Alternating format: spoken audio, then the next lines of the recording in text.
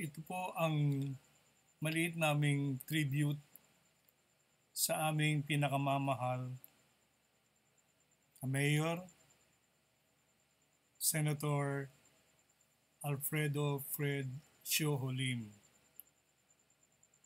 Kami po ang maliit na grupo ng mga UE Law Alumni, pinamumunuan po ni Justice Rodolfo Palattao, si Chief Justice Lucas Bersamin, at saka po si Atty. Ariel Arias. Marami po kami sa UE Law, pero sila po yung tatlo na ang tingin ko magiging maligaya na kahit papaano meron kaming maliit na paalam sa aming kaibigan na sinasabi namin ngayon, farewell, my dear friend and idol, Mayor and Senator Alfredo Siojo Lim. Malungkot po kami na wala na po ang aming Tertiary and my dear friend, Fred Lim. Paalam po, Manila's Tertiary, at yung mga nanonood po na mga kaibigan ni Fred Lim, maaari pong yung iba hindi ko nakasama. Ako po ay kaibigan, tagahanga, tagasunod ng ating mahal na kaibigang si Mayor Fred Lim. My name is Dean Attorney Joe-Santos, Balagtas, Bisquera. And I have worked as legal consultant of Senator Alfredo Lim in the Senate from 2004 to 2007. I was one of his more dependable friends when he thought he will not win that senatorial election because he heard that from Malacanang they did not want Fred Lim to win because he is like a loose ball cannon. And during the COMELEC canvassing, Fred Lim was already so disappointed. He went home on the third night, went to bed, and was having a fever. A little past 10 o'clock, Justice Rudy Palattao and I came to see him because Justice Rudy was so excited with my statistics that Fred Lim will win in the senatorial race. And I was using statistics, using the database of COMELEC by province, by city, with the tabulation on voting population, and we already had about 30 to 40% of the votes that have already been counted. And so we were expecting about 60% of the votes still to come, and it will be a very interesting ball game from a statistics point of view if Lim were to get the number of votes that he needed to win.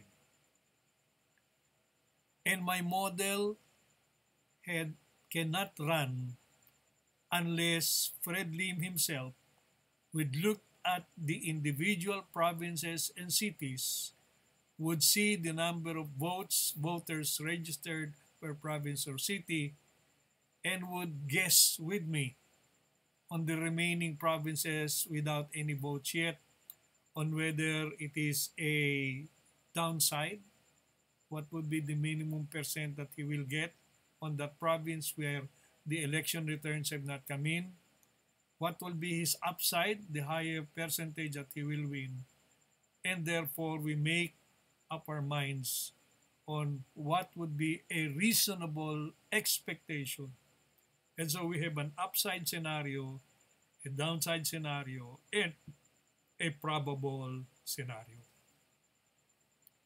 Of course, Fred is not keen on mathematics or statistics, but he believed in Justice Rudy and myself.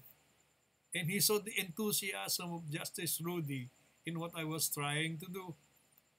And so when he came to see him in his condominium, he had to pick himself, meaning Fred, out of bed with fever and had to say, "Oh, kumusta kayong dalawa, Rudy at Joe? Bakit gabing-gabi na napasyal pa kayo?" And Justice Rudy said, "Nanggaling kami doon sa PICC, sa COMELEC, at kami na lang ni Joe ang naiwan doon. At ipinakita sa akin ni Joe itong election prediction niya. Ang tingin niya, mananalo ka. You might end up about 8, 9. Pero kailangan niya ang iyong gut feel dahil marami pang mga probinsya ang hindi pumapasok." Of course, Fred Lim did not want to try to understand my model. But with the explanation of Justice Rudy, and I explained that, Mayor, ang tatanungin ko lang naman sa iyo itong probinsyang ito, wala pa mga boto, wala pang election return. Ano ang tingin mong pinakamahinang percentage na makukuha mo? Then ikaw yung nagpunta doon ng kampanya. Pagkatapos, tatanungin ko sa iyo, ilalagay ko dyan, for example, sinabi mo pinakamahina dyan 20%. Let's say mga botante dyan, let's say for example, say 1 million sa isang probinsya. Pag sinabi mong 20%, yun ang pinakamalit na kukuha mo, lalagay natin dyan, no, 200,000 votes. Yung mga probinsya na pumasok na, nakalagay na dito, Mayor, nag-a-add na. Pero marami pang probinsya ang hindi pa pumapasok. Kaya gagawin natin, lalagyan natin yung mga probinsyang hindi pa pumapasok at ano yung pinakamahinang estimate mong boboto sila. Tapos on the basis nitong ganitong prediction, makikita natin magkano yung pinakamahinang botong makukuha mo. At pakikiramdaman natin kung yung boto na yon pasampa ka ron sa Magic 12. Tapos Mayor, pupunta naman tayo ron sa negative yun yung pinakamahina. Babaligta rin natin. Pupunta naman tayo doon sa mga probinsya na tingin mo mas mataas ang chance mo.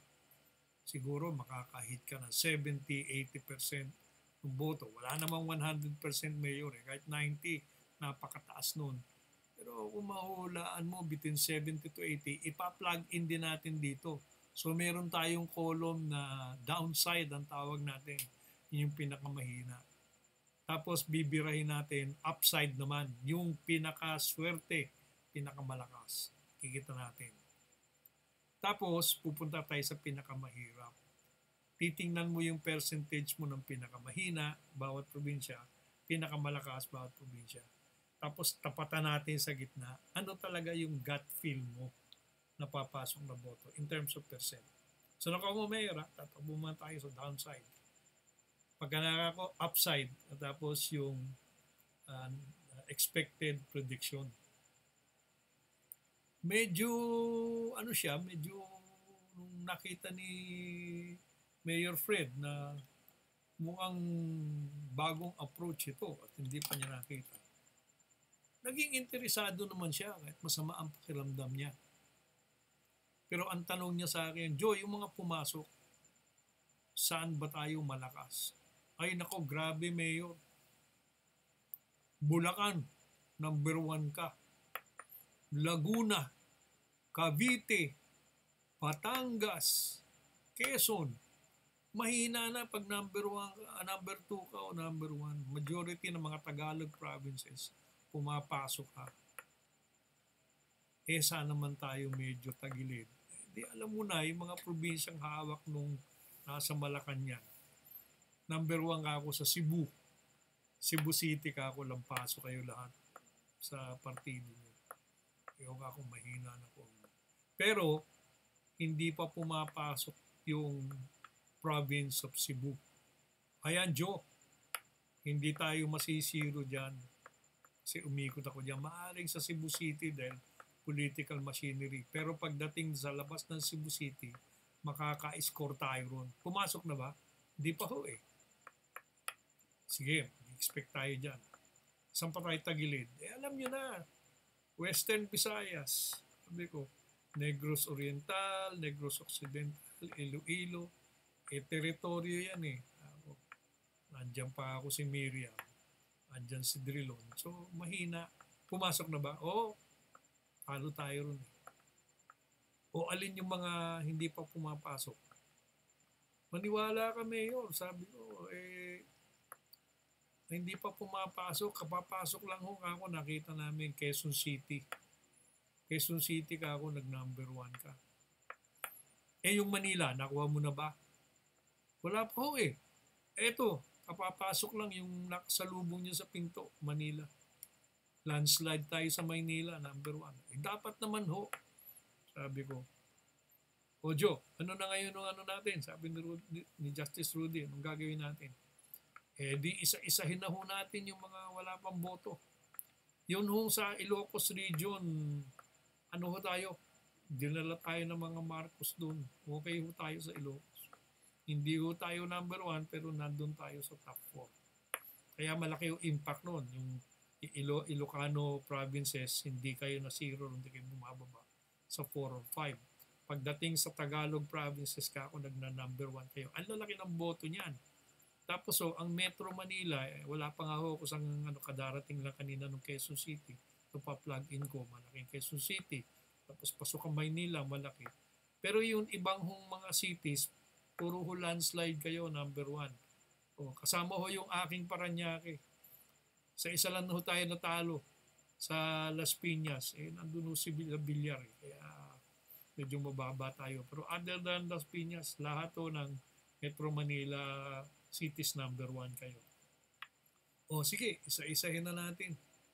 Ano bang critical? Nako, alam nyo na, Mindanao. Ano ho bang feeling nyo sa Mindanao? Nung tanong kong yung kay Mayor Lim, medyo tumahimik siya at medyo pensive mood. Sige ho, isa-isahin na ho natin. Yun hong malalaking boto. Davao ho, Davao. Sabi ko, Davao del Norte, Davao del Sur. Ikaw naman, alam mo namang mahal tayo niya ni Douglas Cagas, governor yun.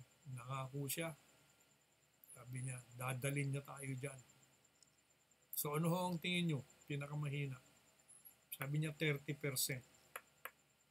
Tingin nyo ako kung babaligtarin natin, ganong kataas kung sasagarin. Mga 70 to 80. So 30, 70. Lagi ko natin. 30, 70. Malaki yung boto niya. Yun yung Davao.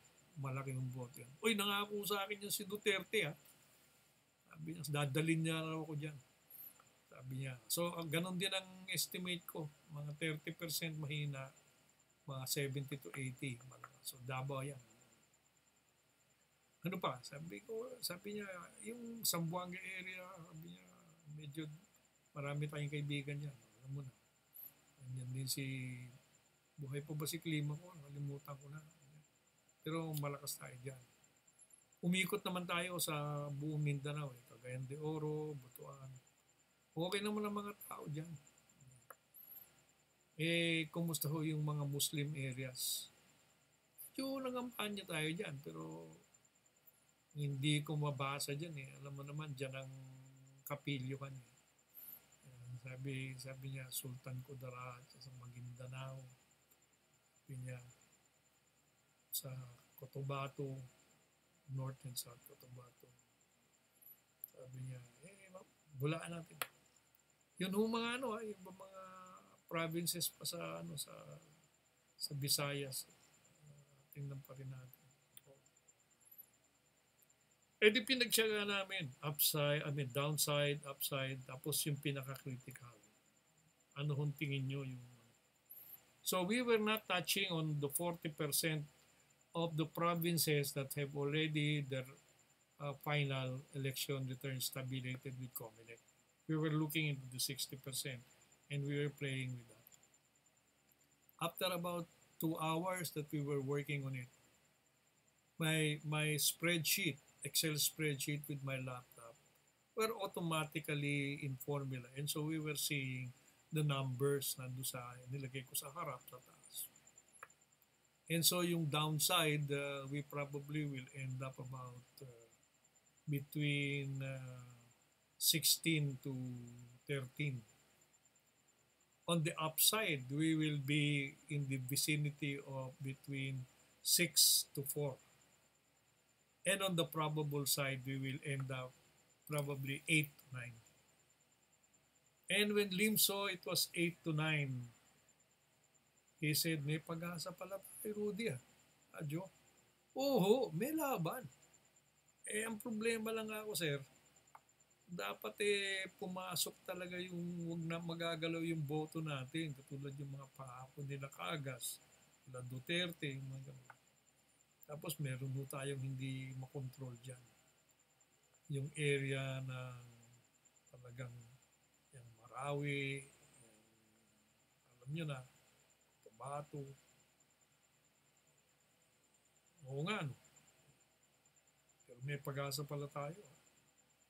Oo. Kung sakali sinuswerte ba, baka pumanik pa sa 7.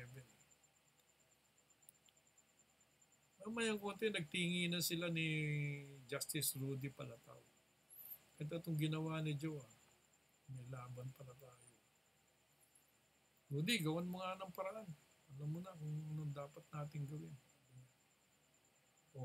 Joe, mapiprint mo ba yan? Sabi sa akin ni Justice Rudy. Pag-uwi ko. Tapos ka ako padala ko sa inyo. Kailangan ko yan, ha? Bago mag-lunch bukas, sabi ni Justice Rudy. No. I noticed that suddenly Mayor Lim became upbeat. Parang nawala yung sabihin, nakapajama lang siya. Parang nawala yung lagnat na masaya na. Hanggang hinapid kami mag-alas 12 na. Yan, naghiwalay kami ni Justice Rudy. Hinapid nila ako dun sa kotse ko sa likod ng PICC sa Comelec. Uwi na kami. At pinay-analyze ko yun at pinring ko.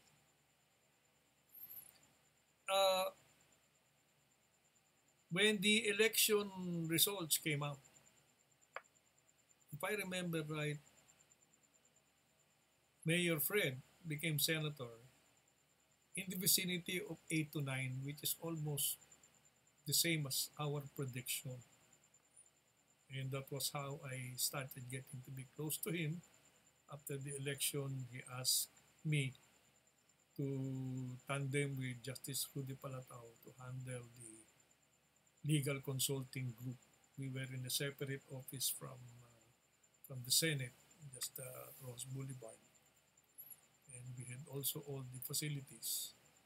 While sila Atty. Lito Garayblas, of course, they were running the office in the Senate. That was how I started working with Mayor Lim. During the 3 years that he was in the Senate, we were part of a big group of legal. Puro abogado ang gusto niyang kasama. Siguro he felt more comfortable with law and order. But after 3 years, 2007, I was surprised in one of our Wednesday morning meetings. He said, mga kasama, mukhang mas masaya siguro bumalik tayo sa Maynila. Babalik tayo sa Maynila. Tatapusin ko lang itong 3 years ko dito sa Senado at bakbakan na tayo ron. And so since I come from Manila myself, even if I go home in Parañaque, Manila was always to me home, especially Sampaloc, where I was born, I grew up, and even at that time, I was holding office at the University of Manila as the Dean of the College of Law. And so, when we launched our battle I headed the legal panel and the election machinery for the 4th District of Sampaloc, Manila. And I was there watching the returns for Mayor Lim in all of the schools, Legarda Elementary School, Alejandro Albert, Ramon Magsaysay, name it. And I was installing a very fast system where I was using an electronic camera, taking the pictures and downloading it so that the tabulation becomes strong. We even almost got killed in Ramon Magsaysay with my assistant, si July, because when we were taking pictures, they mistook us for one of the group representing a losing candidate but who was strong in Sampaloc, Manila. And so we were surrounded by about 20 hoodlums, literally, troublemakers. And I could not get my gun in the car. It's election time and it will be too late. But for some reason, because I was wearing a Comelec ID which says lawyer, behind that is, of course, my official position with Senator Lim with his picture. And so in that huddle, my ID flipped and Mayor Lim's picture appeared. I saw the change in facial expression of the people who could have killed us there. Yung namumuno, ang sabi, pare, kusa, Lim pala yan eh. Atras tayo. Baka walang matira sa atin pag yan ay nasaktan. And they, gradually vanish until a few of them say, Brad, sorry ha, kay Fred Lim pala kayo eh. Hindi namin alam, akala namin eh, doon kayo. I smiled because can you imagine in that very tough situation, just the face of Mayor Lim can create fear of reprisal, among the toughies in Sampaloc. And to think I come from Sampaloc and so I know how the Sampaloc environment behaves. We won that election. In fact, we were landslide in the Tondo area. The Justice Rudy was already scolding me over the phone and says, iwanan mo na yung Ramon Magsaysay, panalo na tayo. I could not understand how we could win because I know Tondo is not something that we can get in a solid vote. But we did. And so we won. And I was very happy for Mayor Lim. I was in the group to join Lim in City Hall, but I begged him, even if I was part of the Council of Elders, and I'm supposed to get some little allowance. But to me, I was already happy that my friend, my idol, is back to his comfort zone, the city of Manila. And I don't think he needs my legal expertise and strategic thing as mayor of Manila. He knows Manila. And so I told him, pabulong, Mayor, huwag mo na muna ako isama. Marami na nag-agawan ng lamesa dito. Basta nandyan lang ako sa UM. Pag kailangan mo ko, ipatawag mo ko. Basta nandyan ako parati. I was serious about that. And Mayor, of course, became had the second term.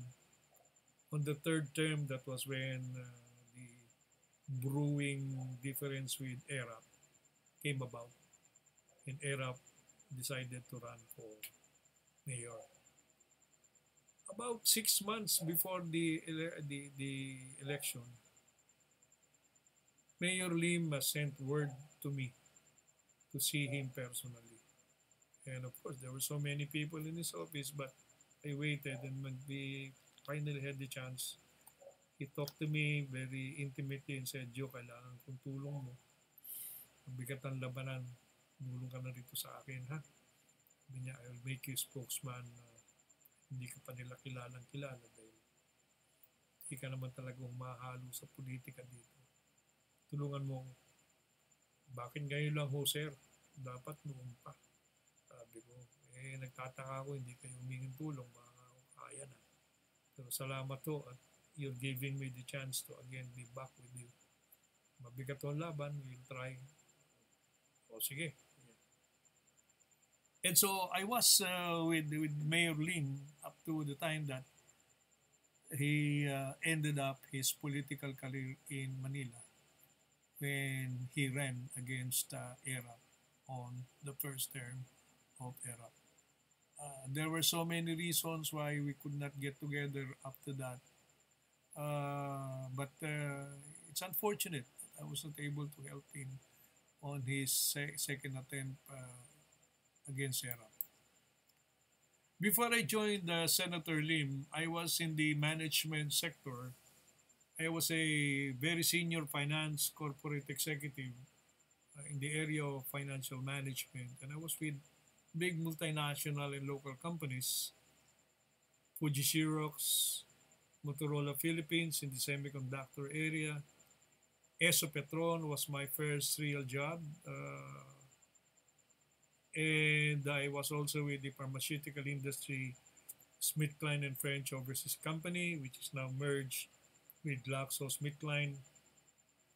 I was the controller of the construction division of Meralco, which is now EcoAsia. I worked as controller and the director for management information and financial services of Delgado Brothers. I had a stint in the agricultural chemical industry that allowed me to go around by land in Mindanao. It's 10 o'clock. FMC. And I also worked with the Chinese company. They were very good to me. Remember Michael Yang, my boss, Lasal, summa cum laude, in chemical engineering in Permaline Container Corporation. My common denominator with Mayor Lim starts with us being both from Manila, but at the same time, we carry the UE as our alma mater. I have a Bachelor of Business Administration, major in accounting, and a CPA, summa cum laude, from the University of the East. I went to the University of the Philippines with my Master of Business Administration degree, graduating magna cum laude and valedictorian, the only UE graduate that topped the UP MBA program in Diliman. And as an old man, I went back to UE to finish my Bachelor of Laws, graduating cum laude and class valedictorian. My stint in the legal profession led to my nomination as Associate Justice of the Supreme Court in the year 2012 and 2016. I am an incumbent professorial lecturer in criminal law and in mercantile law with the Philippine Judicial Academy, the training arm of the Supreme Court for its judges all over the country. I am the incumbent Vice President for Legal Services, Dean of the College of Law, Bar Reviewer and Law Professor at the University of Manila. I was also at one time the Vice President for Legal Services and the Dean of the College of Law of the University of Perpetual Health in Las Piñas and in Biñan. I had about 35 years of being an MBA professor in finance, De La Salle University, 10 years with the University of the Philippines and the University of the East. I am an incumbent bar reviewer and law professor and at one time also lectured at UE, University of Santo Tomas, De La Salle University, University of Perpetual Health, San Sebastian, and Far Eastern University.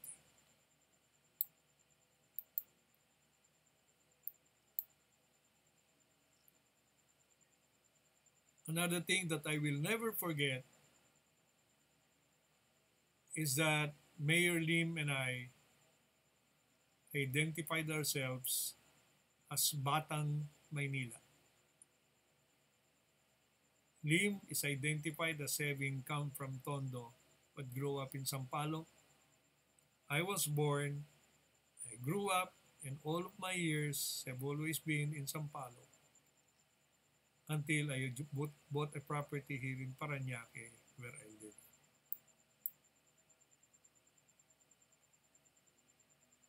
Mayor Lim's brand of justice, Manila's toughies respectfully recognized. The law applies to all, otherwise none at all, Mayor Lim said.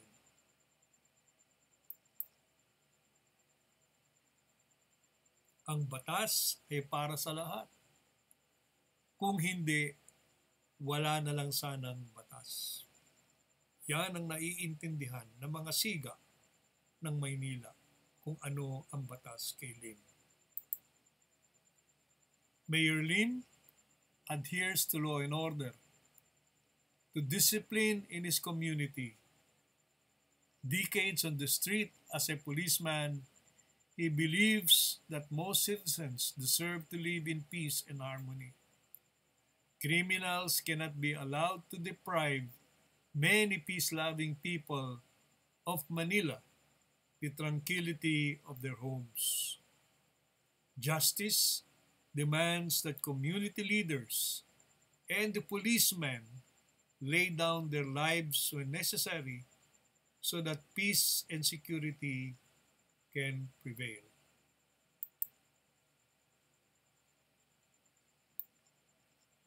The toughies of Tondo, San Nicolas, Gagalangin, Sampaloc, San Andres Bukid, and every corner of Manila understood the brand of justice that Mayor Lim stands for.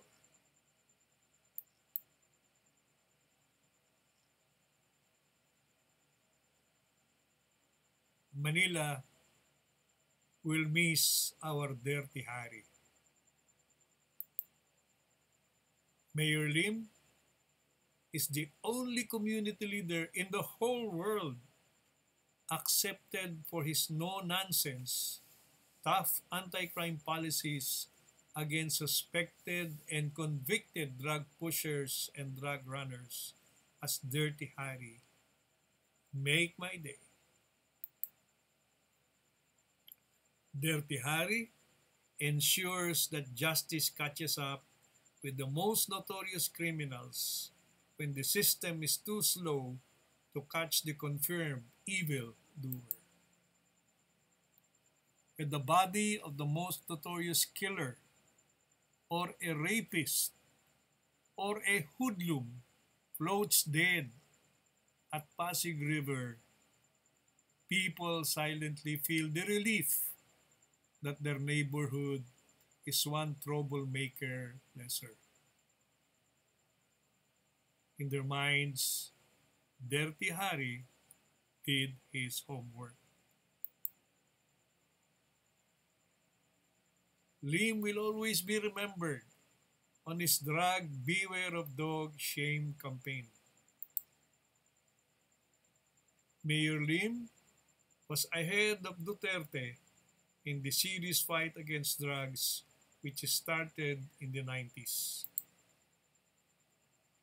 Mayor Lim personally led the spray painting of houses where confirmed drug addicts in the specific community lived. Lim's drive meant to shame the drug pushers and users. Mayor Lim's street logic, pag merong kayong asong mabagsik at nangangagat, lagyan nyo ng beware of dog warning. Ano bang masama doon?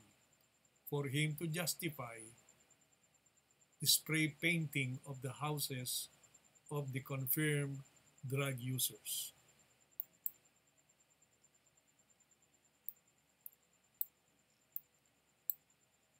As mayor of Manila, no more pokpok red district for Manila. And Mayor Lim allowed Manileños to smile amusingly when the traditional protection money, including those for the policemen, was gone. When the bars and clubs in the Ermita area, known for prostitution, were closed.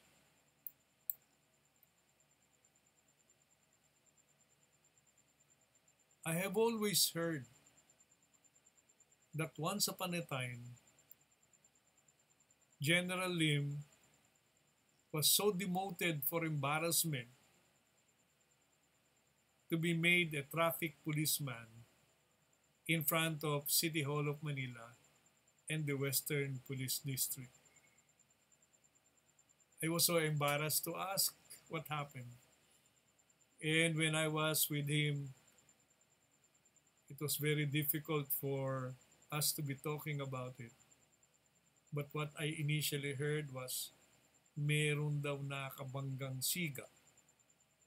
May nagsabi pang baka yung First Lady. Kaya kahit na siya general pa, ginawang traffic officer at inalisan ng mga katungkulan. Now that he has passed away, I finally read some of the write-ups to learn that Colonel Lim pa pala siya got Mayor Ramon Bagatsing's ire when Lim bid goodbye at the airport to departing Mayor Antonio Yeba Villegas.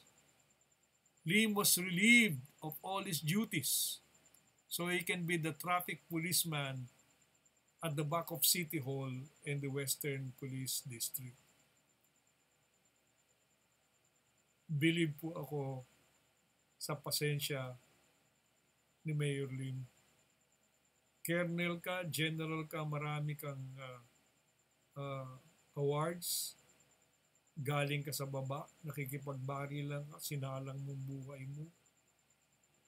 Dahil lang naging kaibigan mo ang isa rin namang matinong mayor, si Mayor Villegas. At ihatid mo sa airport, ano ba naman ang masama nun? At saluduhan mo to say goodbye. Narinig pala nung incoming appointed Mayor Bagatsing. Kampi ka kay Villegas. Sige, maging traffic policeman ka lang. When I learned about this story, I could not reconcile the kind of forgiving heart that Mayor Lim has. Si Mayor, tigas, siga, kumakasa, atras, sinalbahe ng isang appointed lang na mayor na wala namang karapatan talagang umupo doon sa City Hall. Kilala ko si Bagatsing sapagkat taga Sampaloc ako. Kasama ko nagsisimbayan sa Loreto Church. Kasama ang pamilya niya. Ako naman po'y sakristan. Kaya kilala po ako ni Congressman Bagatsing pa noon. Mabait naman na tao. That's why nung malaman ko just recently na siya pala ang naging dahilan kung bakit ginawang police traffic officer ang aking kaibigang si Mayor Lim, General Lim noon. Hindi ko ma-reconcile sapagkat dalawa rin naman Bagatsing ang pinilit mahalin ni Mayor Lim. Yung isa kaibigan niya before, taga-Pasay. Yung isa naman, taga Maynila na iwan. Pinilit niyang maging kakampi. Hindi ko ma-imagine kung kakayanin ko na yung tatay, inapi ako ng ganong kaapi at yung mga anak, aakapin ko pa. Pero yung akap ko, parang hindi rin naman kinakilala. Noon nating ituloy ang usapan na yan sapagkat dala-dala na ho ni Mayor Lim ang kanyang pagpapatawan nung siya'y siguro huling huminga. Bilib ako doon sa iyo, Mayor. Hindi ko kaya yung ganyang pagpapatawad. Siguro, mas matigas ang dibdib ko sa iyo pagdating sa mga may atraso sa akin. Kaya bilib ako sa iyo.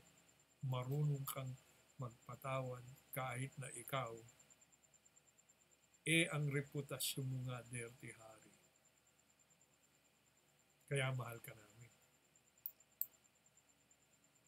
Ayan, police colonel nagtatraffic sa likod ng City Hall sa harap ng Manila Police Department sa United Nations. Ganyan nga pala sila nagkakilala nung kanyang mahal din na kaibigan, si Atty. Lito Gariblas. Si Gariblas taga-NBI na nun, mapupunta sa City Hall, nakikita si Lim nagtatraffic, Kernel, doon sila nagsimulang maging kaibigan. Hindi rin maintindihan ni Atty. Lito kung bakit ginanon ng isang matinong police colonel. Manila City College of Manila for the masses.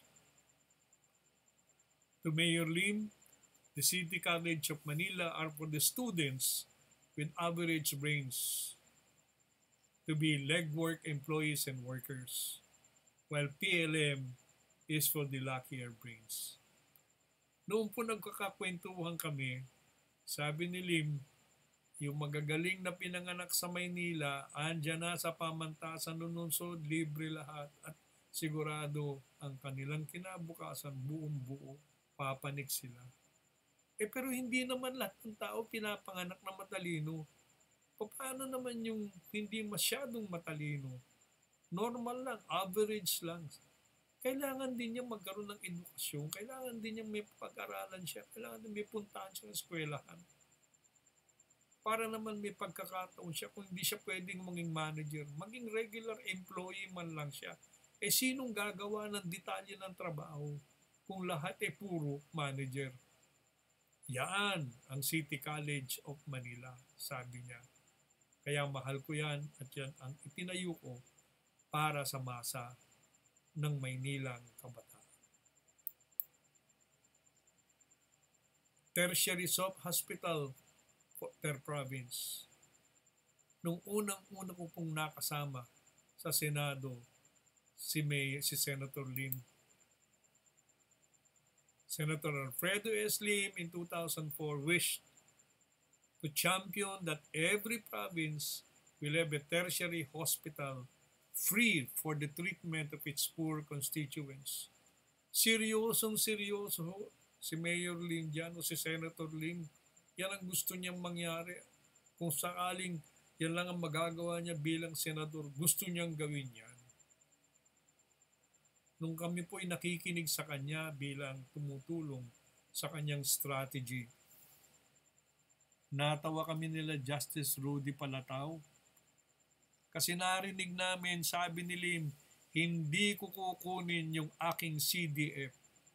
Senator Fred could not proceed with these hospitals because he refused to receive his countryside development fund, which to him is a fund of corruption. Kaya nga po kami mga consultants niya, sa totoo lang, barya lang ho ang ibinibigay sa amin kahit na hindi naman kami nag-expect ng masyadong malaki. One time, when I was getting my check as a consultant, the cashier in the Senate happened to be an Ilocana and asked me, Atty. Bisquera, your Bisquera is Ilocano? And I said, yes. Unfortunately kako ading may Ilocano is baluktot. Tawa na kaming dalawa. Pero nakakapagtaka ho itong check nyo. bilang consultant ni Mayor Lim. Barya lang ho ito eh. Ganun talaga eh. Si Senador hindi kinukuha yung kanyang CDF eh. Natatawa nga ho kami kayong mga consultant ni Lim pagkuha niyo ng cheque, ang lilit ng cheque. Yung nauna ho sa inyo 150,000 peso allowance, monthly allowance. Nagtataka ho ako, bakit? Stuntman ho yan eh. Ganon? Siguro alam na natin kung sino ang senador niya.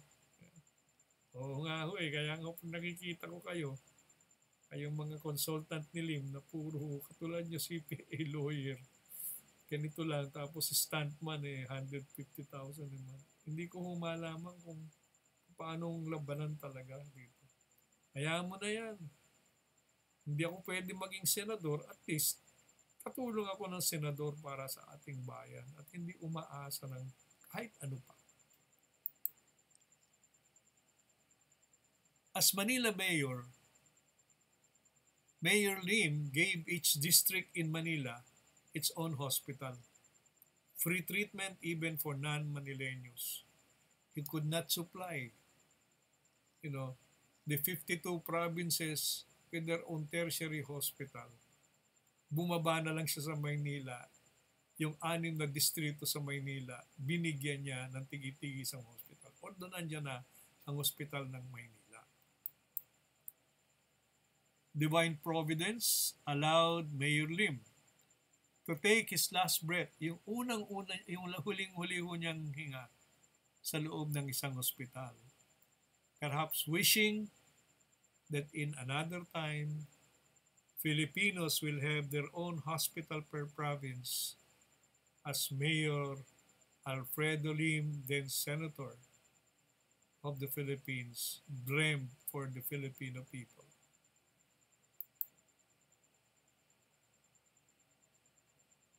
I have run this particular slide a number of times. I had difficulty trying to upload this. This is just my first upload on YouTube. But whenever I want to talk, I am looking into the face of Mayor Lim. And I could not help but remember the nostalgic personal bonding we had. No, hindi akong pinakamalakas kay Lim. In fact, siguro pareho rin kami ni Mayor Lim, ating dumidistansya, ayaw ng sip-sip. Ako po, natisod ni Mayor Lim nung minsan, meron kaming isang UILO alumni reunion. Ako po ang nag-MC. And in his small group, where the top graduates of UILO were there, he whispered to his classmate and very good friend, Justice Rudy Palattao. Sabi niya, Rudy, si Joe, kausapin mo nga at sabihin mo, sumama na sa grupo natin. And Justice Rudy was very excited because that is also how he felt. Another good person that I love so much. And my linkage with Mayor Lim started with Justice Rudy Palattao. For me, so far as Mayor Lim is concerned, I felt there was mutual admiration, utmost respect, shared beginnings in Sampaloc and Manila, and an unselfish reaching out from my side to his side, and from his side to my side, without any expectation of any reward except genuine friendship. And this is despite a gap in generation. Mayor Lim belongs to the generation of my parents, but the genuine friendship that I felt with him, I will never forget for the rest of my life. One time, we were interfacing one-on-one, and he noticed I will always address him as sir. He embraced me and said, "Do not call me mayor. Do not call me senator. Tanggalin mo yang sir," sabi niya sa akin, diretso. Dalawa lang kami. And say, magmula ngayon, that was when we were starting the Senate, call me friend. Sa loob-loob ko, tatawagin kitang friend, dinidiyos kita. Iniidolo kita, tinitingala kita. Paano kitang tatawaging friend? But he had a very, very serious order, call me friend. So in all humility, sabi ko na lang, okay na po ba, Senator Friend? Sabay tawanan kaming dalawa. Kasi naintindihan namin na gusto niyang magkaibigan kami. Pero ang message ko, magkaibigan kami, pero kinikilala pa rin kitang isang elder ko. Yun ang ibig sabihin, Senator Friend ang tawag ko sa iyo.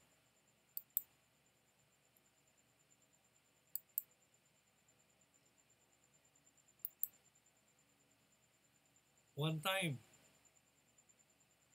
medyo seryoso siya. He called me again. Doon sa Senado this time, in his office. Sabi niya, "Joe, lumapit sa akin dito yung cashier dyan sa Senado eh.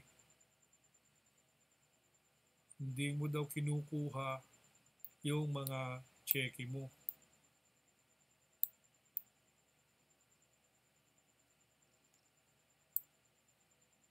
As consultant.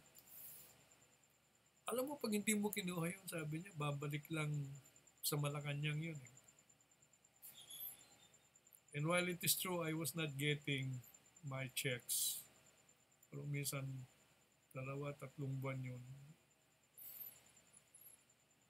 My answer was very sincere. Sabi ko, Senator Fred, tama naman pong makatulong ako sa inyo para sa bayan.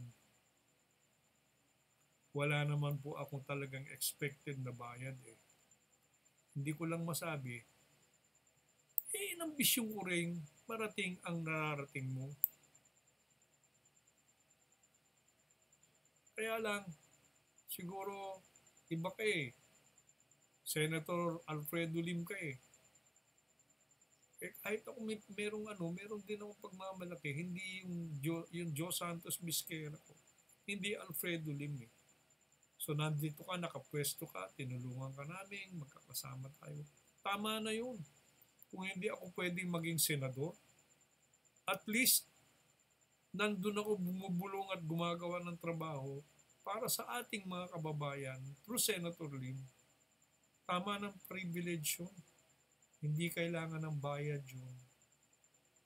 Kaya lang, galit na siya eh. Pinuha ko na rin yung cheque ko. Yun yung nakausap ako nung cashier na sabi, bakit naman ho ganitong cheque nyo lang?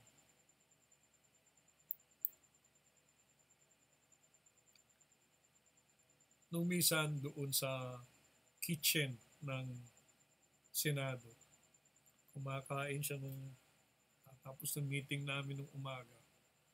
Tinatapos niya yung kanyang Sunkist Orange. Nagkataon naiwan kaming dalawa doon. Hindi ko malaman kung bakit bigla na lang bumulong siya sa akin. Sabi niya, pareho tayong Batang Maynila, di ba? Di ba ang tatak ng Batang Maynila?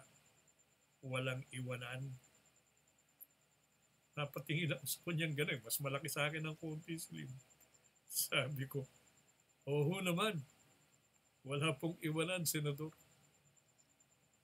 And I was not speaking about the work in the Senate. Ang sinasabi ko, in effect, at alam ko yun ang ibig niya sabihin, bilang magkaibigan, wala tayong iwanan. Magkaibigan tayo, magkasama tayo, magkakampi tayo, magkasangga tayo. Hindi magbabago yun.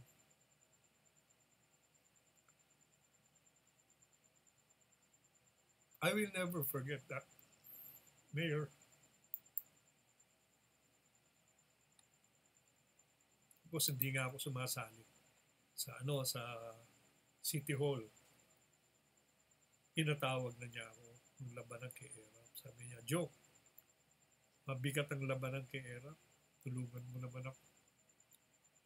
Sige po, Mayor Fred. Hindi ko lang masabi. Ba't ngayon lang ngayon sinama? Ngayon ako sasali. Sabi ko, sana earlier mo pa ako tinatawag, sir. Sa loob-loob ko, magaling ka, mas matalino ka kay Erap, mas buong loob mo. Iba ang labanan ngayon. Kakailanganin mo na naman ang utak ng isang strategist. Nagmilagro tayo nun sa Senado. Sabi ko sa iyo, mananalo tayo yung aking model. Mas mabigat ngayon, hindi statistics. Ang tingin ko yung mga kasama mo, medyo subok na yung kanilang mga strategy at kailangan medyo mas mabigat na labanan kay Erap. Meron sana akong script, hindi ko masabi sa kanya. Gagamitin natin sana yung mga bata sa eskwelahan. Kasi yung mga nanay nila ang boboto. Meron akong strategy para dun sana. Kaya lang kailangan natin 2 years. 6 months mo na lang ako pinatawag. Kaya alam ko, sayang, kulang. Marami kasing nakapaligid sa'yo. Siyempre, paniniwalaan mo rin yun. Pero, the fact na pinatawag mo ko, ibig sabihin, naniniwala. Nakakampi mo ko at aasahan.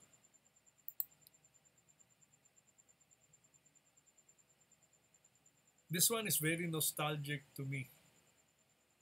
I was reappointed just recently as the Dean of the College of Law of the University of Manila.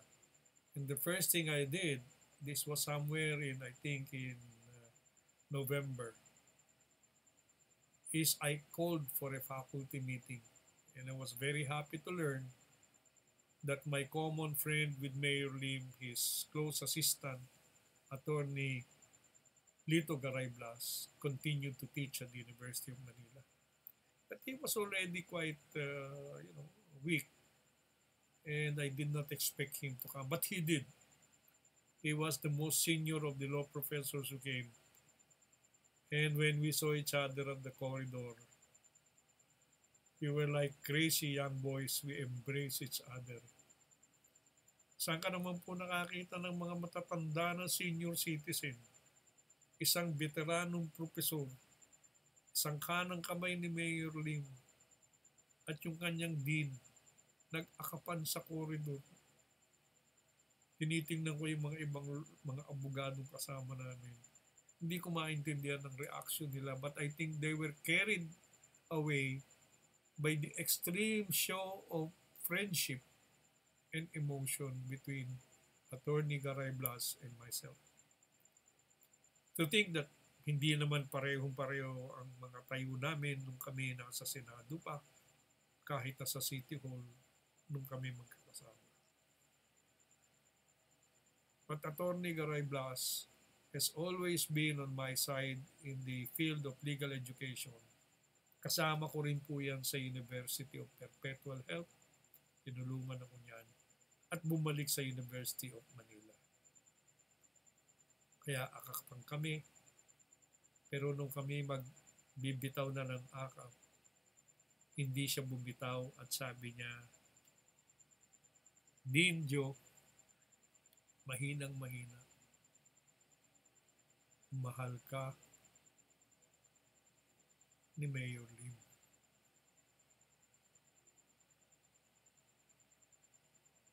Mayor, shock ako dun. Hindi ko malaman kung ano ang sasabihin ko o paano ko magre-react. Siguro kung tayong dalawa nakita, pwede tayo nag-akapan. Kikita tayo namin din. Pero hindi mo siguro sasabihin sa akin, Joe, mahal kita.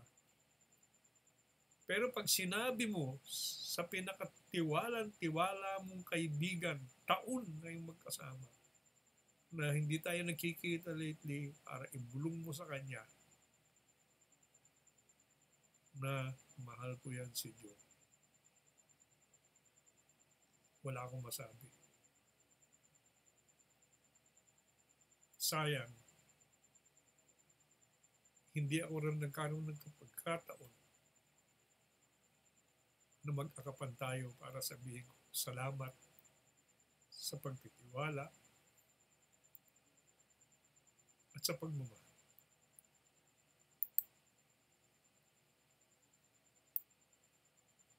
In closing, Mayor Lim,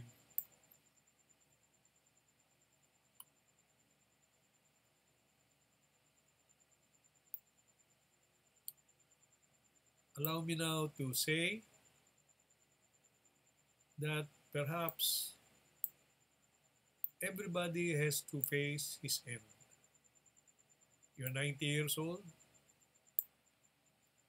and I was shocked when I was when I was discovering a lot of fine points about your life. Of course, the most touching is for me to understand why you became a traffic policeman under Bagatsing. But to me, the most touching is when I heard Mayor Lim, this is our last tribute to you. Everybody has to say goodbye one day to this world.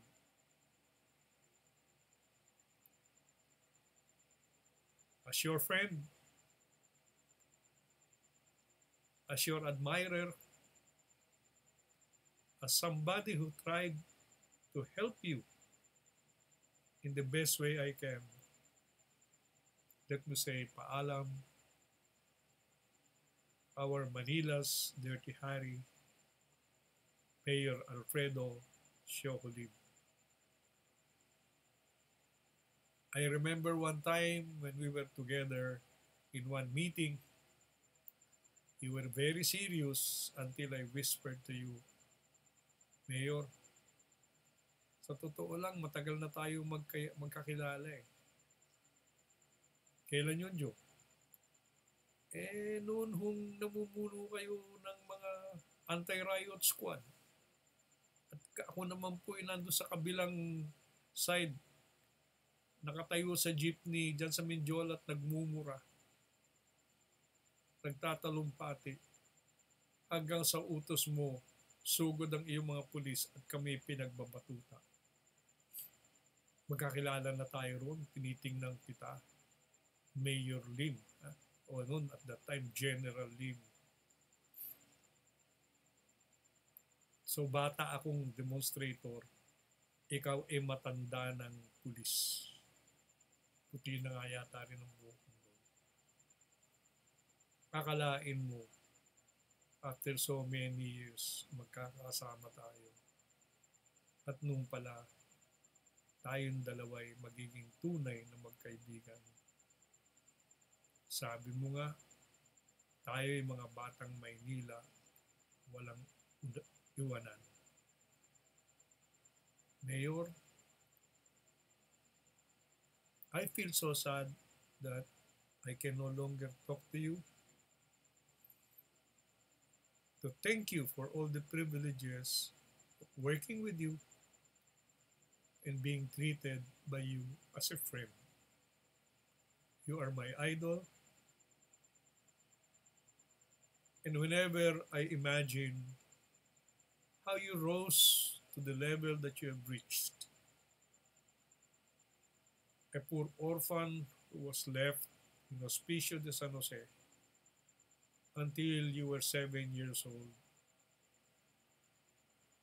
You had no father to look up to. Your mother was somewhere else. And so you are a real self-made man. And yet, you do not seem to look like the ordinary child na sinisisi yung kanilang magulang kasi hindi lang sila napagbigyan ng damit, hindi nabili ng ganitong gustong laruan. Katulad ko hindi ako nakapag-aral sa Lasal o Ateneo at ako'y public school lang. Lahat nireklamo kong aking magulang. Lahat ako'y reklamador. Pero nung makita ko na ikaw pala'y walang magulang, nasa Hospicio de San Jose, At naging ikaw ay Alfredo Lim. General Alfredo Lim. Mayor Alfredo Lim. Secretary of the Interior Alfredo Lim. NBI Director Alfredo Lim. Senator Alfredo Lim. At Mayor of Manila Alfredo Lim. Hindi ko yun na-imagine ang isang bata na talagang wala. Narating mo ang kinaratingan mo. And yet, I never saw any bitterness in you. I only saw the determination to be what you are. Alfredo Fred Siojo Lim. Mayor, goodbye, farewell, paalam. From your friend, Teen Attorney Joe-Santos, Balagtas, Bisquera, ang kapwa mong Batang Maynila, walang iwanan forever. Goodbye.